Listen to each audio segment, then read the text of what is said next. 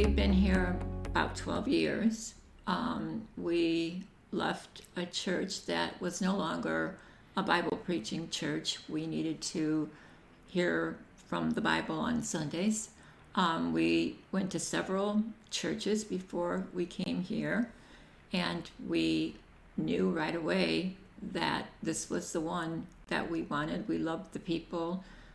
Everybody was very kind to us. We just felt very comfortable here, and the messages that we heard, the first sermon that we heard sold us. Really. Sold us, yes.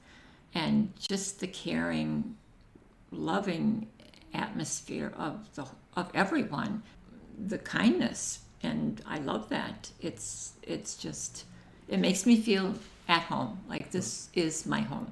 This is where I want to be. You feel the Lord when you walk in. Mm-hmm.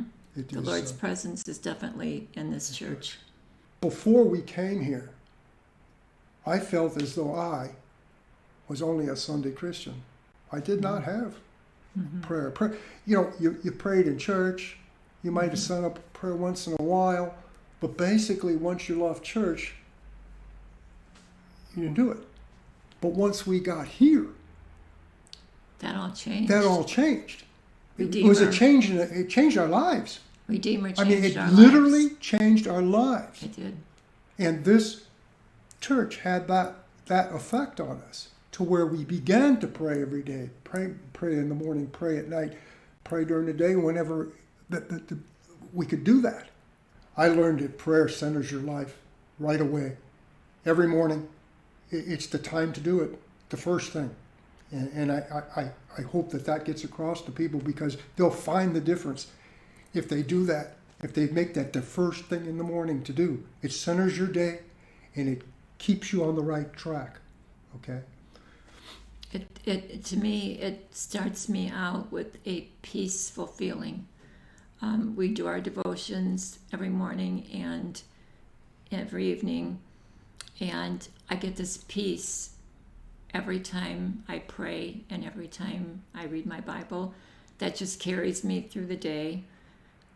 Not that I don't get upset through the day, because I do. Things go wrong and I get upset, but I bring it to God and say, help me with this mess that I got myself into. And it's just something that comes natural. When good things, bad things, I thank God every day for my health, for just being able to function and to be able to help anybody that I can in any way I can. There are so many prayers that I feel that have been answered when she was having major difficulties with all the fractures and things that she had because of the osteoporosis and because of the drug that she took and that whole thing.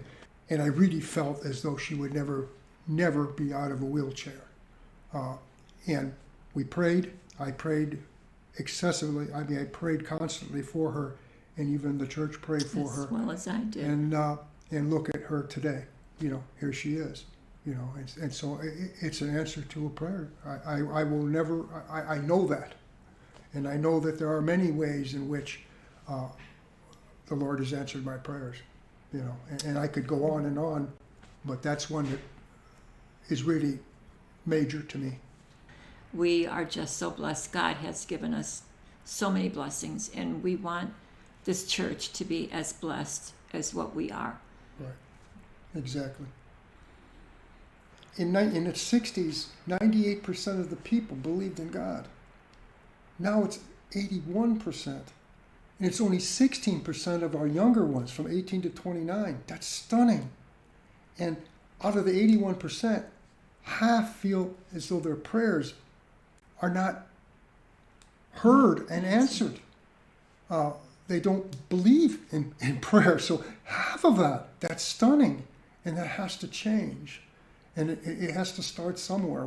It's kind of imperative that we do something here to make a facility available for basically our youth, because our children are the most important thing. As Jesus says, he's all about the children. And in order to be able to do that, we need that facility where we can once again have the preschool, and a better facility for the Sunday school children, and all that. I mean, it goes without saying that something needs to be done, and so